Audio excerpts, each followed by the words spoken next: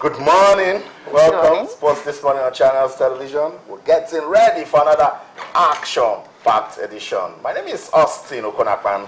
Good morning. I'm Cecilia Amogbe. Good morning. I'm Ayo Tunde Balogun. It's great to have you join us again today. And of course, we'll beam our searchlight on the domestic league. How can we make it a whole lot more attractive? And what ways can we enhance its development going forward? And definitely we'll be talking about the Super Falcons. And of course, they started camp yesterday. They are preparing for the All-Africa Games and 35 players were invited. We'll be talking to the coach this morning to tell us how many players we have in camp and what they're going to put in place to ensure that, well, if possible, they get to win the All-Africa Games title. We're still counting down to the start of the African Games. Remember, it's going to begin on September the 4th in Congo, Brazzaville. Team Nigeria getting ready. Today on the show, we'll let you know how boxing is preparing, tennis, and also table tennis. All right, guys, it's going to be an exciting time. I'm so excited, definitely, especially talking about the All-Africa Games, which Nigeria is going to be participating in. So, well, we can only hope that they put in a good performance, talking about Team Nigeria.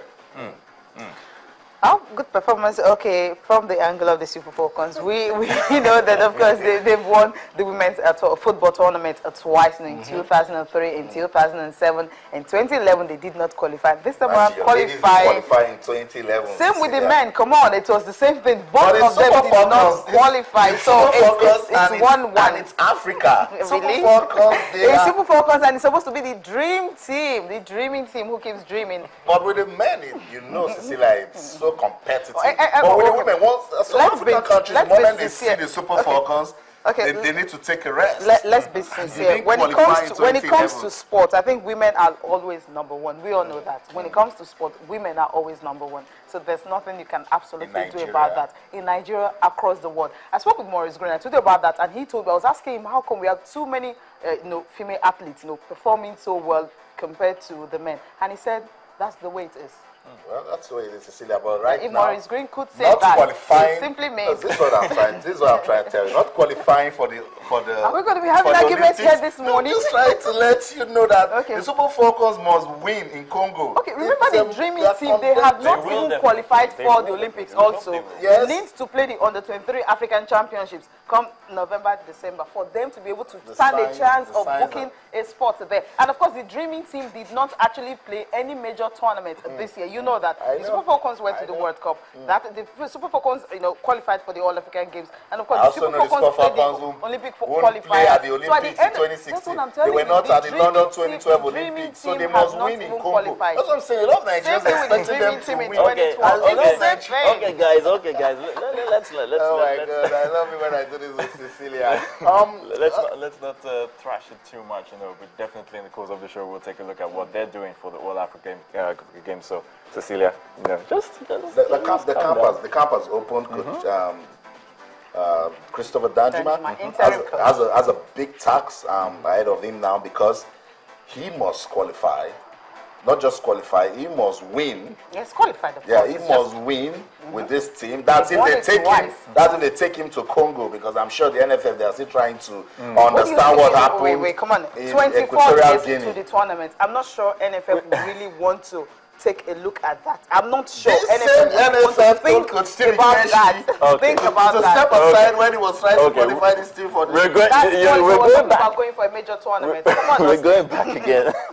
We're going back again, but definitely, we will thrash all of these in the course of the show. Of course, the domestic league, like I did say earlier on. Well, it's time for the newspaper reviews, and we have a guest in the house talking about our sports analyst, Abiola Kazim, who joins us right about now. Nice to have you. Great to be here. Welcome to the show. My pleasure. Well, so much happening in the papers. What's always the major talking point for you, or what are the major talking points for you? It depends. All right. Well, starting with Soccer Star, obviously, Arsene Wenger's pursuit of Karim Benzema is hotting up. I'm sure further in some way accelerated by that loss at home to West Ham. I think that a lot of people think that for Arsenal now, they've got to go out there and reinforce. The signing of Peter Cech for them was supposed to be the big signing, the one that would, in some sort of way, be the final. Trophies in the season. Well, they actually won 3 pre-season. Exactly.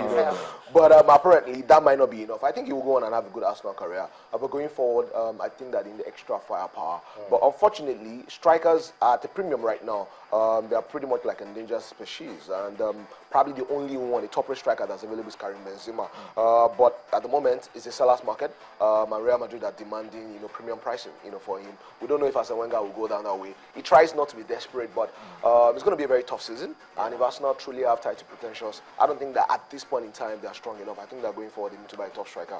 Benzema is available. Let's see if they will be able to do the deal. You think that's the guy that will actually, help them to give them that 20 goals or 25 goals in the season? Well, Benzema is a top striker, but like I said again, you look around, how many top strikers are available? Not a lot of them. So if you have one that you have a chance of signing, maybe you have to go all out and get. That's nice. Not even that sort of club that would depend on just one person to get it done. But let's leave that and come to Complete Sports. And this one is a little bit interesting. This story of eBay to make Eagles' decision in 2016. And again, Biola, that's my worry. This young man telling Nigeria, I'm going to tell you I'll play for you in 2016 with the enormous talents we have in this country. Well, I'm going to say that I agree with you, Austin. When I heard that Sunday Olise was making not so subtle overtures to the young man to come and play for the Super Eagles of Nigeria, I was a bit disappointed. Disappointed in the sense that this is a young man who hasn't played up 30 games for Liverpool. To put it bluntly, he's barely a professional footballer. Barely, I agree. Yes, he's got a lot of potential, but so are thousands of players. We do know that. Well, we know that, but that can disappear next year. There have been lots of 16-year-olds, 17-year-olds, 18-year-olds. By the time they're 24, 25, they're nowhere to be found. Fundamentally, he's a talented player. Ideally, you want him to play for Nigeria. But I don't think the pursuit at this point in time is right, particularly at a moment where you are seeing a lot of things about trying to develop the local league. You are trying to give the players in the local league, a lot of, you'd say, prominence to go on and play the best that they can play so that they have a chance of playing for Nigeria. I don't think that the best thing we can do at this point in time is to make such explicit overtures to somebody like Jordan Ibe. If you want him to play for Nigeria, you can make it subtle. We don't have to hear about it. But there was our national team coach sitting next to Jordan Ibe, who is a player who hasn't, like I said, he hasn't played up 30 games for Liverpool. I don't think he sends the right message as per Nigeria being serious. It's like you're practically begging him. Fundamentally, the boy is 19 years old. That's the point. We did this with Nedumo Noah. We did with all of them. And I remember him standing up. Coach Samson Siasia. Of course. Siasia was in the UK. He didn't pick his phone. I'm saying that we've been down this road many times. And more often than not, he ends in ridicule. Now, the young man, all 19 years of him, has told Nigeria to wait to 2016. That is going. That is a consult with his family. He can come back and say to you that I'm not going to play. We can pursue these guys, but I think that we shouldn't know about it. A few discretionary phone calls to his parents just to feel him out and see if he's willing to play for Nigeria. If they say, hey, wait, we shouldn't know. But now we watch Jordan Ibe, knowing that the young man has told Nigeria, guys, what, wait, I've got to sort myself out. I don't think if he's not be able to play for England, he cannot play for England. Maybe he will not decide to play for Nigeria. That's what happens. Most of them don't get to play for the England national team. Most of them don't get to play for. Most of them in the final reckoning are usually not even good enough to play for England. This idea that if we don't play in England, we'll take him usually happens in our head. It's not real. How many of these players that we have pursued to play for Nigeria eventually ended up playing for England? A lot of them don't even make the cut for England. So let the young man settle in, become a professional. There is no risk. If he comes and says, I want to play for you, absolutely fabulous, because you must understand the cultural component to this. This man is not a Nigerian. He has a Nigerian name. That's the fact. The only thing Nigerian in this young boy is his name. And so fundamentally, for him to become patriotic about a country that he doesn't feel associated with, that he doesn't feel real deep feelings for, it will take some time, and we should have known that. I totally agree with you, because I think we'll go to the next paper right now. We can go on and on, but because we just go on and on. I think Sporting Life, I'm interested in this one. Olise appoints Babangida as special assistant. Both of them play together. And of course, there's another one there talking about Emmanuel Adebayo international friendly stops Togo tie. Well, Olise appointed Babangida as special assistant. I mean, I don't know. Assistant as what? He's got all sorts of assistants. He's got a couple of guys in technical crew. He's got a media, somebody that's the media officer as well that can assist him with the media. He's got all the help I think that he needs. When you start having too many people around. There are too many layers. You know, there are too many outlets for players to talk to, for the media to talk to. I like things that are small. I like things that are controlled. I like things that are, you know, structured. When you start appointing all of these things, it makes you feel like you are losing control. It makes you feel like you are doing unnecessary things. The most important thing is to have your small team. Be sure that all of you are on board, you are going in the right direction, and you pull in the... I mean, you can't begrudge him appointing people, but again, you ask yourself, what would that achieve?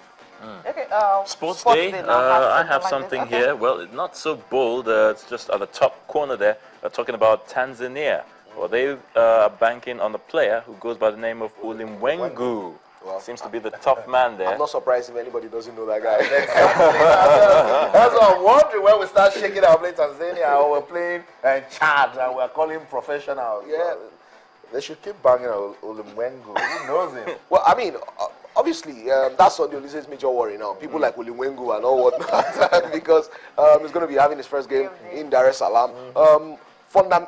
You say historically, we never travel too well. So no matter how funny sounding the players' names are or how small the countries appear, we always make big work of games on the road. That's the Super Eagles of Nigeria. So I'm sure Olise has a lot of experience. Recently, that's when we started doing that. Right, I mean, it's been a long time. For quite a while. Because they win very well in Nigeria. I remember when I was growing up, I mean, when you mentioned Super Eagles and other African countries seems to be shaky, like they're really afraid the Eagles are coming when they come to Nigeria, yes. No. But like at the height of the Super Eagles, even when we travel, I remember battles in Ethiopia, in Sierra Leone. I mean, we're talking about Ghana. Exactly, we're talking about, you know, all sorts of, this were the heydays of Nigerian football. We have never been really fantastic on the road. So I think that the main goal for Olise in this game is to just win it, just get 3 points. Because don't forget, after this game, we've got those double headers against Egypt. The margin of error is non-existent. Guys, let me just go back to Soccer Star. Let's get Biola's opinion on this. We've been talking about it recently, and we'll still talk about it today. Orji Kalu to officially declare for FIFA presidency. Biola, I'm sure you've been following this news, and I tried to talk to you about it. You said, well, we get on air. So, what's your opinion on this? Well, my opinion on this is far-fetched. It's most likely good. Let's understand this. Anybody can declare for FIFA presidency. That's right. I can declare, you can declare. But is it a credible challenge? Is it one that can be sustained? Is it one that you know, is plausible, not even possible? I don't think so. Because, I mean, we're talking about high-stakes politics here, and you've got people like Platini already throwing their hats into the ring. You wouldn't go so far to suggest that this is not a serious bid. But truth of the matter is that I suspect that even Mr. Orji Uzor himself, you know, knows that his ambitions, you know, are probably, you know, I don't know. I don't think this will happen. I'd like for Africa to put somebody that has a chance, so to speak, of winning forward. And who is that person in Africa? Well, we don't, I mean, I'll have thought, if you ask me, somebody like a Danny Jordan.